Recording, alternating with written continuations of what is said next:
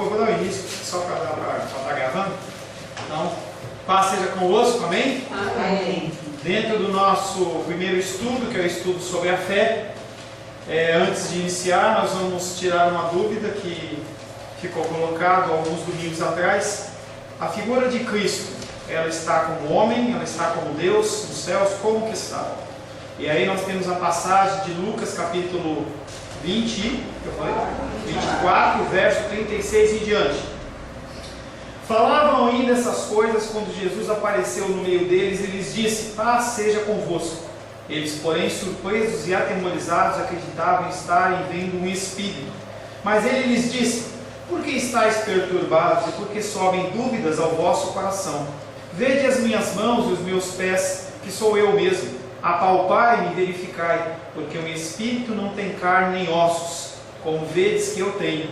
Dizendo isto, mostrou-lhes as mãos e os pés. E por não acreditarem eles ainda, por causa da alegria, estando admirados, Jesus lhe disse: tendes aqui alguma coisa que comer? Então lhe apresentaram um pedaço de peixe assado e um favo de mel, e ele comeu na presença deles. Tá? Esse é um dos textos, mas tem vários que aparecem, mostrando que realmente a figura de Cristo hoje está lá nos céus, do lado do Deus Pai, à destra do Cordeiro, sentado lá como 100% Deus e 100% homem.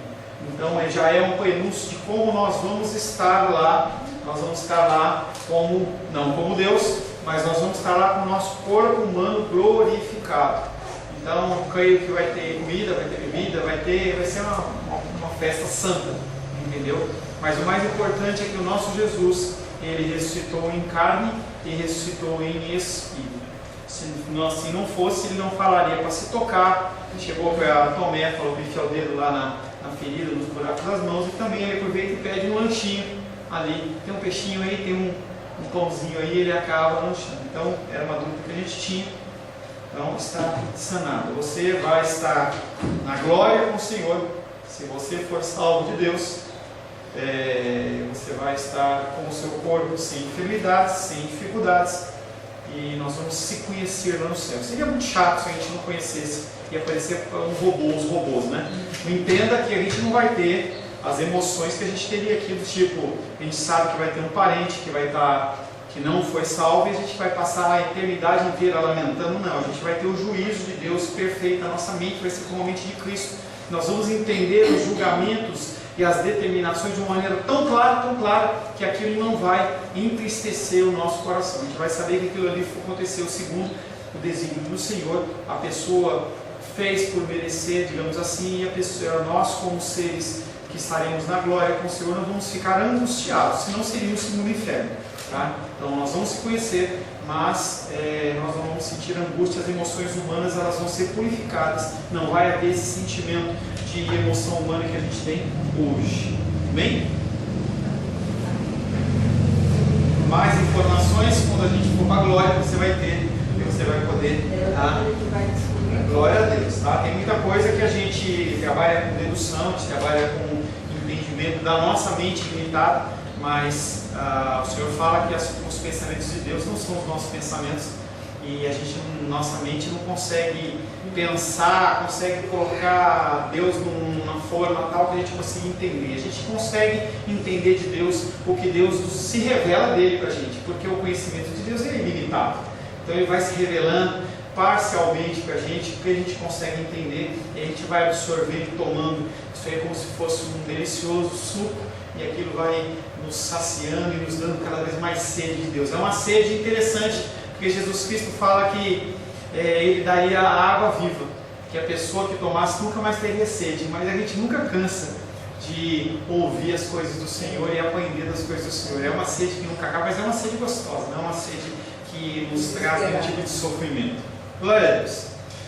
Dando continuidade ao nosso tema de fé, na semana passada nós introduzimos fé como um dom de Deus. Eu vou fazer um breve resumo para você poder se situar. Algumas pessoas não estavam aqui e eu vou estar fazendo um breve resumo. Nós iniciamos falando que há algumas exigências para a salvação. Não é uma coisa, apesar de ela ser de graça, há exigências, há preceitos que nós vamos estar falando. E aí nós temos uma definição sobre fé, dentro de uma confissão de fé, que chama Confissão de Fé de Westminster. É uma das mais importantes. Você entenda que de tempos em tempos os homens eles se reuniam, não fazem mais hoje, é uma pena, mas eles se reuniam e por 2, 3 anos eles discutiam a respeito dos elementos da sua fé. O que é Deus, o que não é Deus, como que você pode fazer isso, fazer aquilo. E eles trataram a respeito de fé e chegaram na seguinte declaração: a graça da fé, pela qual os eleitos são capacitados a crer para a salvação da sua alma, é obra do Espírito de Cristo em seus corações. Mais uma vez, nós estamos tratando sobre um tema que não é dependente do seu esforço físico, tá? Nós vamos estar discutindo a respeito disso. E essa fé que ele fala não é uma fé natural, é uma fé sobrenatural. Nós já vemos tratando sobre fé. Não é a fé que vai chover ou que não vai chover, ou que o dinheiro vai dar ou que não vai dar, ou que alguém vai te visitar ou não vai te visitar. É uma fé sobrenatural. E ela vem até nós como um dom de Deus. Não é algo que nós podemos comprar, não é algo que nós podemos obter, não é algo que nós merecemos, mas é uma coisa que vem de Deus. Não nos isenta, novamente eu falo, da nossa responsabilidade humana. Pô, atendi. Não. Uma verdade é que a graça é uma definição, a graça é um favor imerecido de Deus. Uma coisa que eu tenho discutido bastante nos discipulados é que a nossa graça, as coisas que nós recebemos de Deus, não é algo merecido por nós. Se você está trabalhando numa empresa e você se dedica naquela empresa, você recebe uma promoção, mas é porque você se dedicou. A graça e as coisas espirituais, elas vêm do Senhor como um favor da qual nós não merecemos. Aqueles que são salvos, eles são capacitados a crer até o fim para a salvação da alma. E é um tema que a gente deve discutir, não dentro desse tema, mas quando a gente estiver falando sobre preceitos da fé, que fala sobre a perseverança dos santos, que é algo que é colocado por Deus no seu coração e que você, independente da luta e dificuldade, você não larga o osso. É algo que não é natural.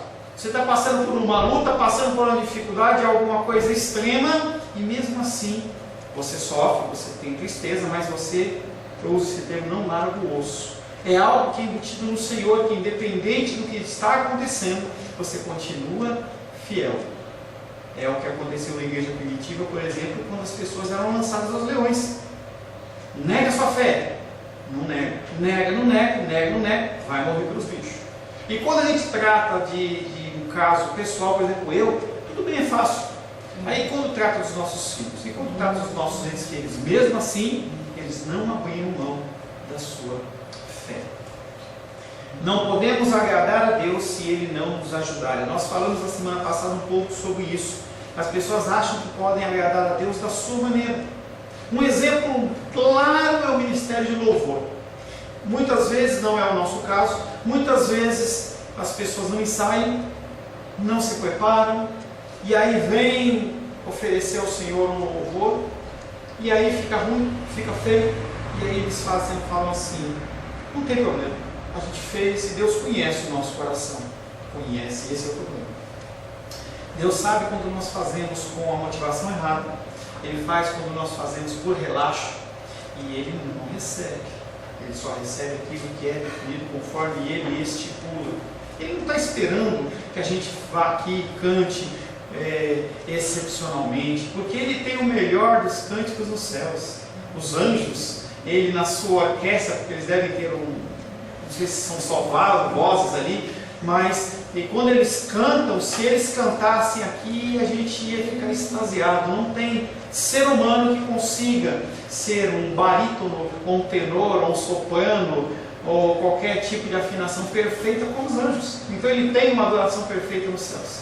Nós não temos que atingir excelência nesse aspecto, apesar que nós temos que buscá-la em respeito àquele a qual nós estamos nos apresentando. Nós estamos oferecendo o nosso louvor, mas Ele está muito mais preocupado com a disposição do nosso coração.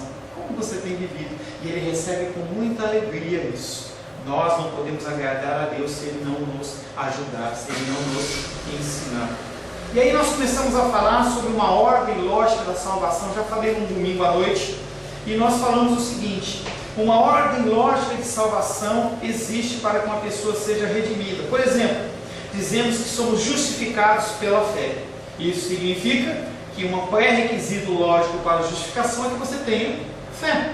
Se nós somos justificados pela fé, a fé vem antes da justificação.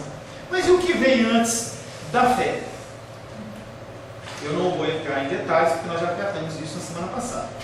O evento que precede a fé é a regeneração. E você tem que entender que sem Cristo, sem você ter sido aceito na família do Senhor, o teu espírito está morto.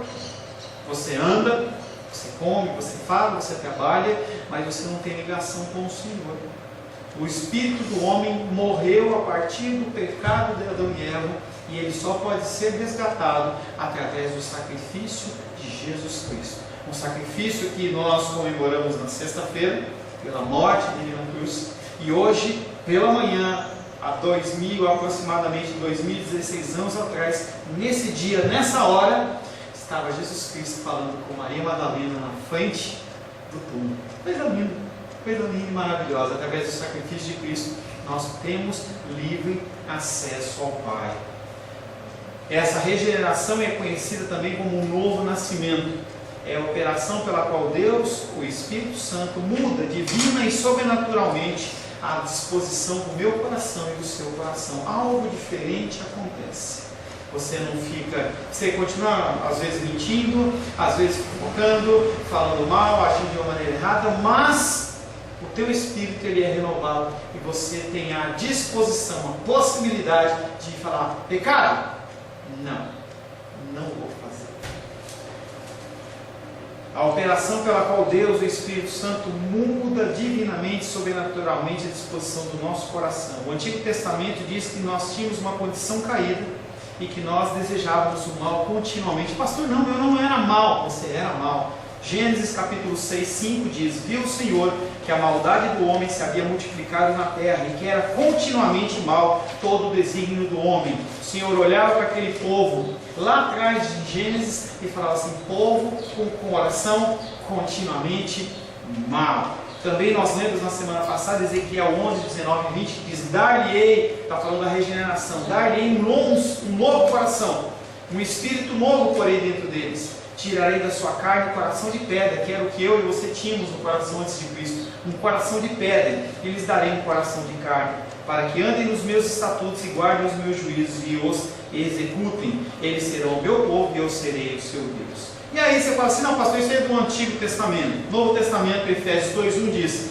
ele vos deu vida, estando vós mortos nos vossos pecados e delitos. Nós éramos mortos e a gente andava como que inundado, entendeu? Devia ficar só o cabelinho assim para fora. Eu lembro que quando eu era pequenininho, morava aqui em Brasília, papai falava assim: não entra na piscina grande. Eu queria entrar, e ele me cercando. Aí chegou uma hora e ele deixou eu pular. Eu pulei, aquilo deu o pé para mim, ele me puxou pelo cabelo. Eu saí nervoso assim, eu nunca mais eu pulei na piscina grande. Mas a gente estava imerso e o Senhor ele puxou a gente pelo cabelo, porque era assim que a gente estava. E era sobre isso que Jesus estava falando quando disse a Nicodemos, e nós temos tratado em João capítulo 3, no verso 3 e 5, ele fala: se alguém não nascer de novo, não pode ver o reino de Deus. Se alguém não nascer da água do Espírito, não pode entrar no reino de Deus. Ele está falando sobre essa regeneração. Tá? E aí nós vamos começar a aula de hoje, depois desse breve resuminho, continuando falando sobre a regeneração. Regeneração significa gerado de novo. É um novo começo, uma nova Gênesis. Gênesis é a criação. Nós nascemos nesse mundo biologicamente vivos. A hora que você nasceu, o médico foi lá e deu um tapinha no seu bumbum, você... Nós nascemos biologicamente vivos, mas espiritualmente mortos. Desde tenra idade, bebezinho, você já nasce egoísta, você já nasce querendo que suas vontades sejam satisfeitas. Se você conhece bebê, você sabe que quando ele está com fome, ou ele está sujinho de cocô, ele não quer saber se tem alguém passando mal, ele não quer saber de nada, ele quer que a sua necessidade ela seja satisfeita. Pastor, que isso? E aí eu lembro daquela roupinha que a gente compra com os bebês recém-nascidos, que chama-se pagãozinho.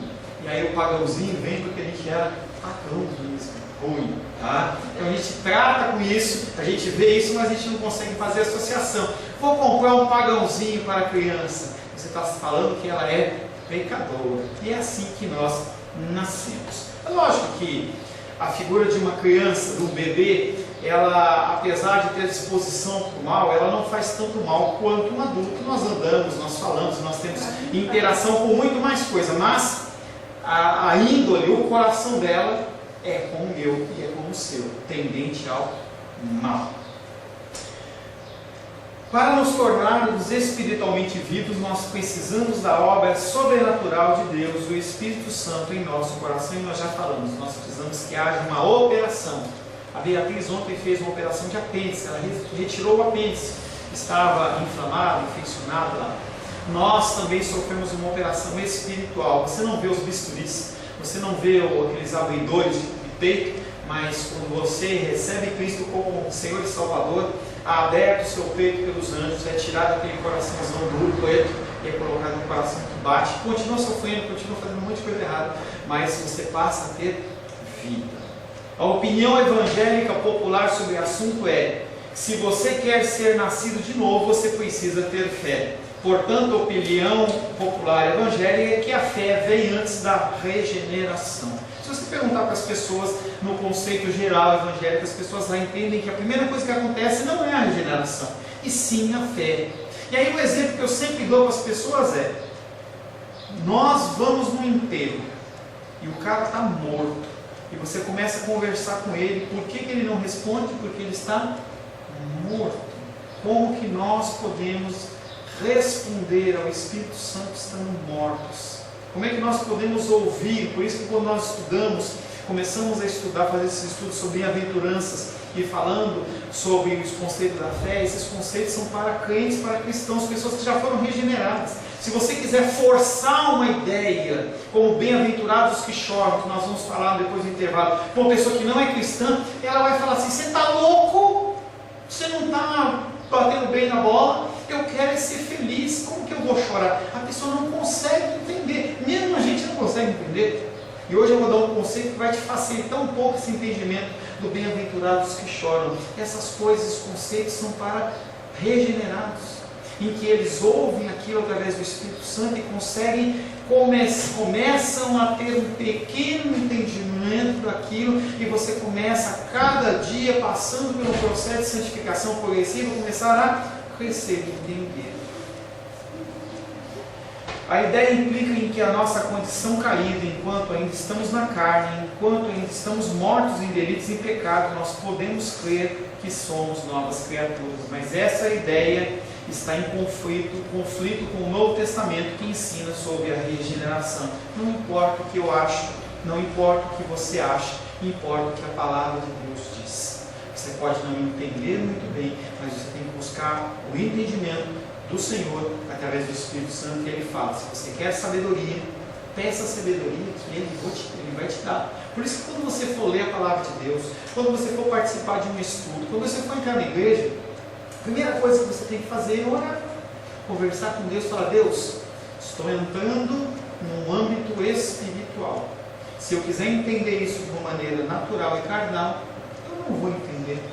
Eu preciso que o Teu Espírito Santo me dê sabedoria para entender.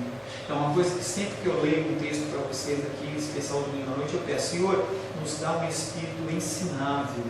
Que o Senhor Ele possa quebrar essas barreiras, esses preconceitos que nós temos de 10 anos de vida, 20 anos, 30, 40, 50, 60, 70, 80 anos de vida, em que nós aprendemos uma série de conceitos na vida, que muitos deles são errados e não são conforme a palavra de Deus. E não é o pastor que tem que te convencer, que tem que te convencer é o Espírito. Eu não tenho essa soberba no meu coração de achar que eu vou te convencer de algo. Quem tem que te convencer é o Espírito Santo. Eu simplesmente falo das coisas do Senhor, e o Senhor, através do Espírito Santo, tem que transformar o teu coração em meio a dúvidas, em meio a dificuldades, porque eu as tenho também. Não acha que eu leio a Bíblia e falo assim: isso é fácil. Não. Eu me deparo com ensinamentos em que eu falo: Deus, como é isso? As pessoas fazem questionamento para mim que eu fico olhando e falo assim: como é que eu respondo isso? porque são coisas naturais em detrimento das espirituais que nós não vemos, e isso só pode ser verdade através da fé, através de uma coisa que vem do Espírito Santo, que é essa fé sobrenatural. Abre a palavra de Deus em João capítulo 6, verso 65. João 6, verso 65. Lê para mim, Diene, por favor, só aguarde o povo achar.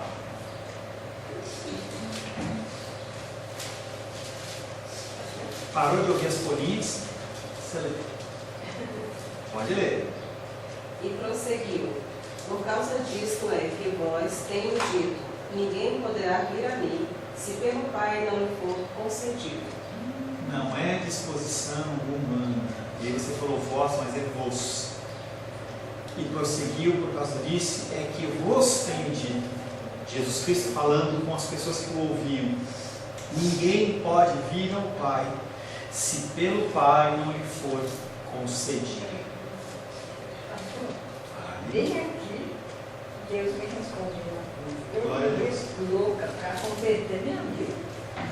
Mas doido, quando está querendo se converter, você não acreditava. Aí um dia, abri aqui a palavra. Eu falei, pronto, acabou o desespero, está aqui. Ela não foi enviada pelo Pai, como é que ela vai chegar a Jesus? Você tem que entender, gente, nós estamos entrando numa parte que são conceitos complexos, tá? Porque de um texto como esse demanda muitos outros. A minha função e a sua função não é convencer ninguém de nada. Se você estiver à beira do precipício, você fala para a pessoa assim: não pula, não pula, não pula. Você pode tentar segurar ela pelo braço, mas se ela, por exemplo, for mais forte que você, maior que você, e ela tentar pular, se você tentar segurar, você cai junto. Glórias a Deus que espiritualmente isso não é possível. Você cai junto, se você já é salvo. O que acontece é que se a pessoa ela tiver com aquela eu quero ir, eu quero ir, eu quero ir, eu quero fazer, você não pode fazer absolutamente nada, a não ser falar. Bom, por isso que nós temos que entender o que é testemunho. Nós temos falado sobre isso. Testemunho, você não tem que convencer a pessoa, e sim falar.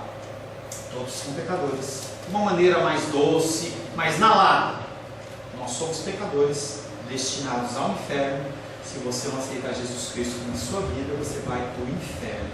Eu acho que você tem que procurar uma maneira mais cordial, às vezes, de falar. Você tem que esperar um momento certo. Tem todo esse contexto. Porque não é só falar. Você tem que falar pelo Espírito. Porque senão o sangue daquela pessoa é sobre a sua vida. Tem que saber falar, você tem que falar no momento certo, e por isso que as coisas elas são sobrenaturais. E nós olhamos para pessoas que nos rodeiam e você fala, falei, e não resolveu nada. E não pode fazer nada, nossa função é só falar. Eu lembro o exemplo dos reis, um exemplo triste, em que ela falou, e ela morreu, a gente não sabe. Falou, filho, se ela me chamasse 2 horas da manhã na casa dela para orar. Essa é a disposição que nós temos que ter. Entendeu? Nós temos que falar e estar à disposição das pessoas, mais nada. Tem pessoas que entram na igreja e saem da igreja. É uma coisa que é natural isso.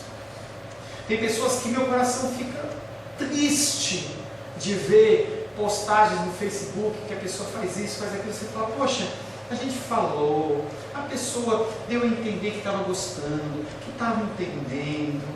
De uma hora para outra a pessoa começa a enveredar pelo caminho errado. Você alerta a pessoa, e você fala com a pessoa, e ama a pessoa, e mesmo assim a pessoa ela olha e fala assim, eu quero continuar. O pastor lá de São Paulo deu um exemplo uma vez, eu gosto de dar os exemplos, porque ele dava bastante, ele era muito ilustrativo. E ele falava assim, que se você pegar um porquinho, e aí a esposa dele tinha um porquinho pequenininho, bonitinho, entendeu? Porquinho bonitinho, e dava banho no porquinho, e punha perfume no porquinho, e colocava fitinha no porquinho, e porquinho isso, e porquinho aquilo. Certo dia, teve uma chuva muito forte, e eles moravam na roça, e esqueceram a porta aberta. Lá fora formou-se aquelas poças de lama. E aí o porquinho cheiroso, todo tratadinho, com fitinha no pescoço, ele atravessou a porta e foi para o lugar que lhe era devido, a lama. Gente, sem o Espírito Santo, nós como porquinhos, nós voltamos para a lama. A gente vê a figura de Saul.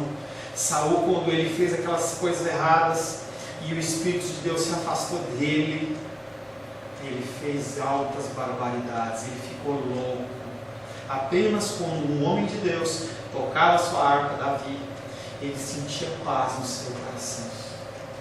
As pessoas estão aí fora andando como mortos, estão andando como zumbis, e nós só podemos falar e agradecer ao Senhor, não julgar as pessoas, agradecer ao Senhor pela sua misericórdia comigo.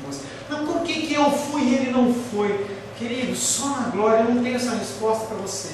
O que eu tenho para dizer para você é que não foi porque você é bonzinho nem por nada. Simplesmente ele manifestou o amor e a graça dele, a misericórdia. Eu vou ler alguns textos depois que vão corroborar o que eu estou falando.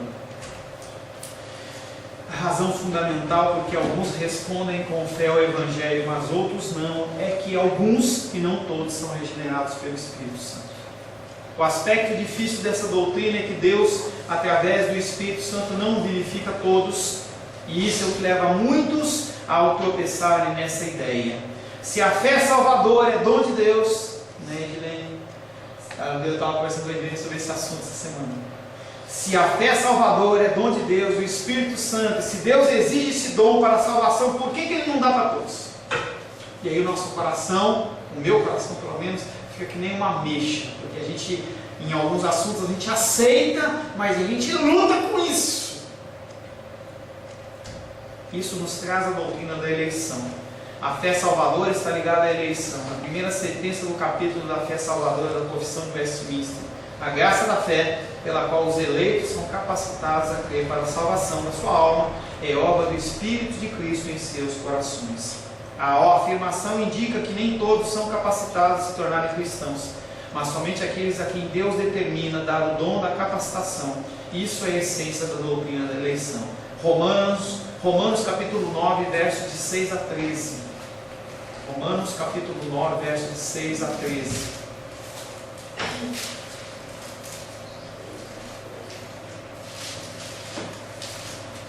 E não pensemos que Só um minutinho, Lê. Olha os barulhinhos de fora. 6 é assim. Romanos capítulo 9, versos 6 a 13. Lê com muita calma e muito devagarzinho. Vai lá. E não pensemos que a palavra de Deus haja falhado, porque nem todos os de Israel são, de fato, israelitas. Nem por serem descendentes de Abraão são todos seus filhos. Mas em Isaque será chamada a tua descendência. Isto é, estes filhos de Deus não são propriamente os da carne, mas devem ser considerados como descendência os filhos da promessa. Porque a palavra da promessa é esta: por esse tempo virei e Sara terá um filho. E não ela somente, mas também Rebeca, ao conceber de um só, Isaque, nosso pai. E ainda não eram gêmeos nascidos, nem tinham praticado o bem ou o mal, para que o propósito de Deus, quanto à eleição, prevalecesse, não por obras, mas por aquele que chama.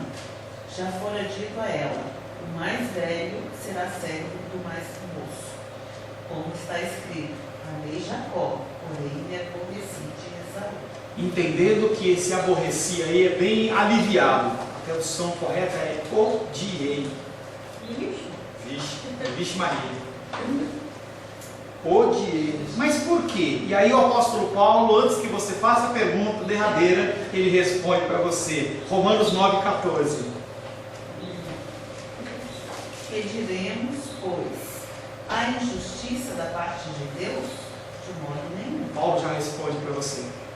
A injustiça da parte de Deus? De modo nenhum. E aí, eu quero que você entenda que há conceitos na palavra de Deus que eles são revelados para nós e tem conceitos que não são revelados para nós. Tem coisas que nós lutamos contra, mas a palavra de Deus nos afirma, e E se você tem a palavra de Deus como verdade na sua vida, ou você crê, ou você não crê. Romanos 9,14, que diremos, pois, há injustiça da parte de Deus de modo nenhum. Êxodo 33,19. Carolzinha, por gentileza.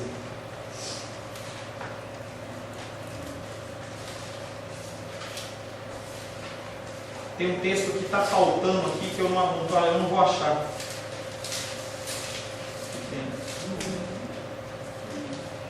Êxodo 33,19. Ele respondeu: farei passar. Quem que respondeu? Moisés. Não. Peraí. Moisés disse: faze-me, portanto, ver a tua glória. Ele respondeu. Quem respondeu?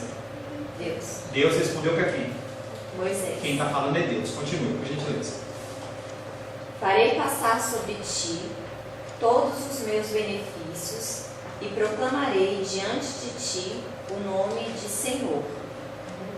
Concedo minha benevolência a quem concedo benevolência, e faço misericórdia a quem faço misericórdia. Ele, continua? É 30 só o 19. Ah, tá, esse é o 19. Tá? Então, numa versão, uma outra versão. Farei passar toda a minha bondade diante de ti, que proclamarei o nome do Senhor. Terei misericórdia de quem eu quiser ter misericórdia. Me compadecerei de quem eu me compadecer. Romanos 9,15. Lê os reis, por gentileza. Romanos capítulo 9, verso 15. É o mesmo texto de Êxodo, lá na frente, assinalado pelo apóstolo Paulo na carta aos Romanos. Pois ele diz a Moisés: terei misericórdia de quem lhe aprovei, terei misericórdia, e compadecer-me de quem lhe aprouver compaixão. O maior ato de misericórdia que Deus realiza é dar o dom da fé. Efésios 2 é um dos textos mais importantes sobre esse assunto. Efésios capítulo 2, verso 1, 2 e 3. Rosângela, leia por gentileza. Efésios capítulo 2, verso 1, 2 e 3.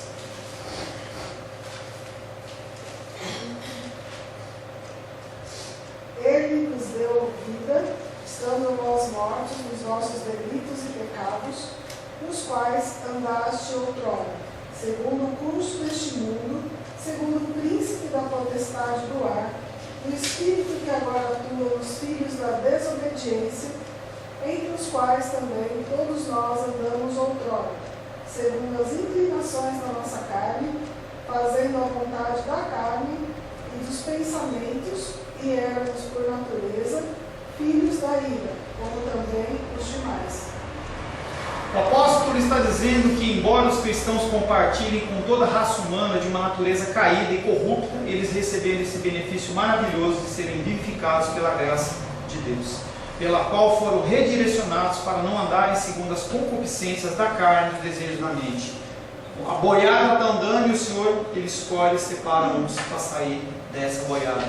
Em outras palavras, os crentes foram redimidos enquanto ainda estavam mortos e enquanto ainda eram por natureza filhos da ira, como todos os demais. Eu e você éramos filhos da ira. Continua, Rô, no Efésios capítulo 2, versos de 4 até 7.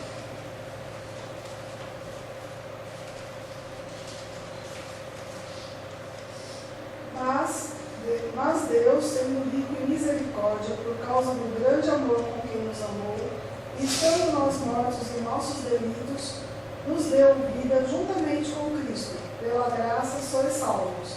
E, juntamente com Ele, nos ressuscitou e nos fez assentar nos lugares celestiais em Cristo Jesus, para mostrar nos séculos vindouros a suprema riqueza da sua graça em bondade para conosco em Cristo Jesus. Ainda, 8 e 9. Porque pela graça sois salvos, mediante a fé, e isto não vem de vós, é dom de Deus, não de obras, para que ninguém se glorie. Não há como você comprar, não há como você adquirir no mercado, mas é um dom de Deus, é graça do Senhor. No entanto, ao que se refere a expressão de vós nesse texto, porque pela graça sois salvos mediante a fé. Isto não vem de vós. Quando ele fala de vós, ele está falando da graça ou da fé?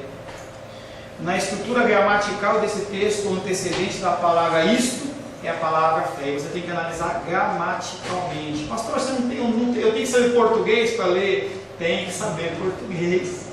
Tá? É por isso que o Senhor, você está lá na escola e você aprende uma série de coisas. Você vai dizer, para que eu vou usar? Tá aí, você usa para isso. Tá? Você usa para ler a Bíblia, você tem que ter conhecimento de biologia, tem que ter conhecimento de física, você tem que ter conhecimento de uma série de coisas, inclusive de português. Se você não tem conhecimento de português, você lê a Bíblia da maneira que você quer, você interpreta da maneira que você quer. Eu lembro que há uns 3, 4 meses atrás apareceu no Fantástico um pastor que tinha tido relação sexual com a esposa de um membro. E aí, aquele caso entrou na mídia, como todo caso que é cristão entra na mídia, principalmente as coisas são ruins. E aí, aquele repórter falava com ele lia um texto lá de Oséias, em que Oséias ele falava assim: olha, vai e casa com uma mulher adúltera. E ele entendeu, porque ele leu, em vez de adulto, ele lia adultera. Vai lá e adultera. E ele falou assim: não, Deus está mandando. E aquele homem, na sua ignorância, ele fez um erro porque ele leu errado. Nós temos que saber português para ler a palavra de Deus. Se você coloca uma vírgula errada, se você não tem o entendimento certo, você joga uma coisa, um entendimento errado, e as pessoas que estão ouvindo. Por isso que a figura nossa é uma figura muito séria e muito importante, porque eu falava essa semana também, você mata alguém com esse tipo de conceito. Você ensina de uma maneira errada, a pessoa não sabe, ela acredita e age errado. Nós temos que saber português para ler a palavra de Deus. O apóstolo está dizendo que somos salvos pela graça por meio da fé, e que essa fé pela qual somos salvos não vem de nós e é dom de Deus.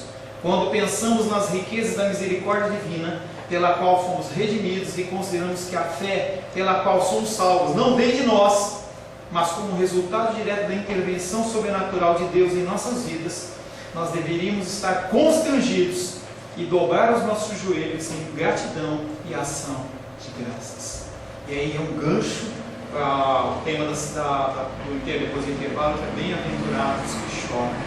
Quando você se depara com essa graça, quando você se depara com essa misericórdia, quando você se depara com esse amor e essa santidade, você não tem que pular, você tem que ficar constrangido, olhar e falar assim: eu não merecia, mas eu estou aqui. E aí eu vejo um texto que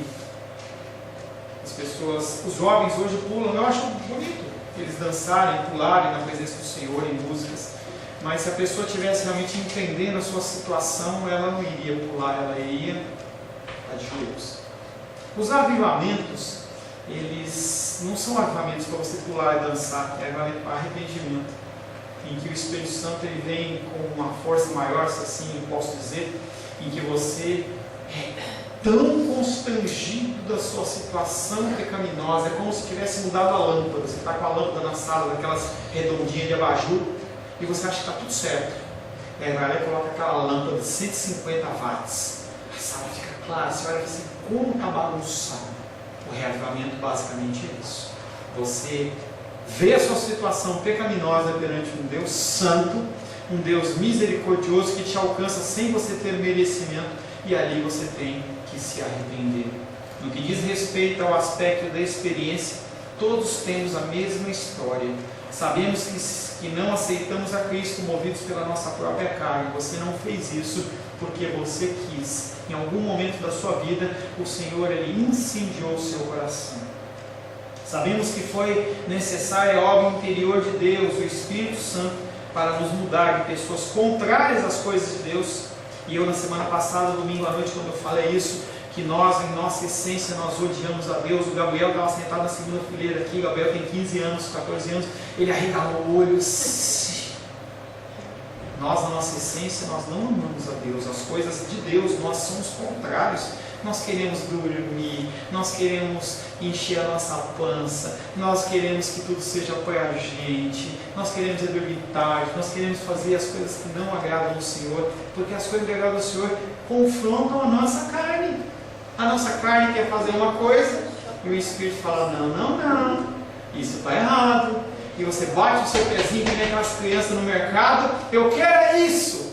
E o Espírito fala, está errado. E aí você fica naquele conflito, naquela luta. Nossa índole, nossa essência é contrária às coisas de Deus. Se não fosse o Espírito Santo para nos mudar, nos regenerar, nós estaríamos perdidos. O Espírito Santo, ele é aquele que nos muda de pessoas contrárias às coisas de Deus a pessoas que aceitam as coisas de Deus. Ele nos vivificou e nos deu o dom da fé pela qual cremos em Cristo. Eu não tenho a referência, depois eu passo para você, eu posto lá no grupo de versículos diários, em que quando Jesus Cristo foi questionado, e ele falava assim para ele, Cristo, por que você fala em parábolas? Por que você não fala abertamente? Tipo, o senhor fala, é confuso. É como se eu usasse aqui termos rebuscados, hebraico, em grego. Eu sei que algumas pessoas iriam entender, né, gente? Se eu falasse em grego aqui, né? Hebraico, né, Rô? As pessoas gostam, né, de usar termos e falar. Nossa, e as pessoas ficam olhando e falam, caramba, como ele sabe de coisas? Eu não entendi nada. Mais ou menos as missas que tinham em latim, que o padre falava lá, o sacerdote falava em latim, e as pessoas estavam ali, não entendiam nada. Nem sei porque eu falei isso, agora eu perdi fiz a piada. Porque Jesus falava em parábolas. Ah, tá, obrigado, querido. É como se ele estivesse falando isso. E aí Jesus Cristo olha para os seus discípulos e fala assim, queridos, queridas não, porque ele está falando dos discípulos homens, né? Eu falo em parábolas porque se eu falar abertamente as pessoas vão ouvir, entender e eles vão crer. Para meio entendedor, a palavra basta. Ele não estava falando para todos. Bom entendedor, meia palavra basta. Ele estava falando em parábolas porque era para aqueles que o Pai entregasse a ele e entendesse. Pastor, não concordo. Você vai brigar, pede uma audiência com o autor da vida, entendeu? Lá nos céus, entendeu? Quando você estiver lá, seja como ovelha, como bode, levanta a sua mãozinha lá no meio e fala assim, não concordo! E aí ele vai te explicar ou não, entendeu? Eu sei que o que a palavra de Deus diz é isso, e eu só posso falar para você o que a palavra diz, não posso dizer o que eu acho, o que eu não acho. Pastor, mas por que eu? Porque não sei. E eu, sinceramente, eu não escolheria você. Nem aquelas, já dei esse exemplo, ele fala naquele grupo de futebol, ou de vôlei, na escola, na educação física, 2 capitães, para ímpar, tá? Começa a escolher, e você vai ficando para trás, porque você não é grandão, você não é falador, você não é esportista, e você vai ficando para trás. E aí eles escolheram, e aí Deus também falou, escolhi você. Por quê? Não sei. Tá? Senhor, em nome de Jesus, agradecemos ao Senhor, porque a fé, ela é um dom de Deus. Há conceitos e entendimentos que a nossa mente não entende. E nós temos que aceitar apenas realmente pela fé. E essa fé, ela só é possível porque o Teu Espírito Santo as implanta em nós. Por isso nós queremos agradecer, porque o Senhor nos alcançou. Nos ensina, Pai, a olhar para as pessoas com misericórdia. Ensina-nos, Pai, querer olhar para as pessoas não como se nós fôssemos melhores ou merecedores do que nós temos, mas que nós possamos orar para que o Senhor, na sua graça, na sua infinita misericórdia, possa sim encontrar e alcançar os nossos amigos, as nossas amigas, os nossos entes queridos, os nossos familiares, para que eles possam, Pai querido, estar também junto conosco nessa grande celebração que será o dia do Senhor. Em nome de Jesus. Amém. Glória a Deus. A paz seja convosco. Meu nome é Paulo César. Eu sou pastor da Igreja Cristã Semente de Vida, aqui em Brasília, Distrito Federal. Me alegro que a palavra tenha te alcançado. A palavra faz isso. Ela alcança as pessoas aonde quer que elas estejam. E você foi agraciado com esta palavra. Não que eu tenha nada especial a te dizer. A palavra ela é suficiente e ela usa quem ela quer. E eu me alegro por ter sido um canal para poder te abençoar. Mas eu quero te dizer que não basta você ser um ouvinte. Não basta ser uma pessoa que se alegra quando você ouve a palavra de Deus. A vida, ela é feita de decisões. Se você está ouvindo essa palavra hoje, eu creio que o Espírito Santo tem um propósito especial com você. Muito mais do que prosperidade, muito mais do que uma cura física, uma cura emocional ou espiritual, Ele quer te alcançar para a vida eterna. Nós investimos nosso tempo, nós investimos as nossas forças em coisas terrenas, mas o Senhor, Ele tem muito mais a oferecer. Ele tem sim para você a cura, Ele tem sim para você a prosperidade, mas Ele tem muito mais que isso. Submeta-se a um Deus que Ele é capaz de mudar e transformar a sua vida por completo. Creio que o Espírito Santo é capaz de tocar o teu coração. Quero pedir que você curve a sua cabeça. Senhor, em nome de Jesus, coloco na tua presença essa vida que ouve esta ministração, que ouve esta palavra. Pai, eu não tenho capacitação nenhuma, mas o teu Espírito Ele é capaz sim de tocar nesta vida, gerar nela mudança, transformação, arrependimento, e que ela possa simplesmente bater no peito, convencendo-se que é pecadora e que precisa de um Deus salvador. Não há um caminho a ti, meu Deus, que não seja através de Cristo. E eu lhe peço, Pai querido, que você alcance essa vida e ele possa sim tomar uma decisão pessoal pelo Senhor, em nome de Jesus. Amém. Amém, meu querido. Amém, minha querida. Fico contente que você esteja ouvindo essa ministração até o fim. E peço que você não se limite a ouvir os cultos pela internet. Você procure perto da sua casa uma igreja, um lugar que proclame a palavra do Senhor. Eu oro para que o Espírito Santo te direcione nessa busca, porque muita coisa tem sido oferecida que não é o Evangelho. Eu abençoo a sua vida em nome de Jesus. Amém.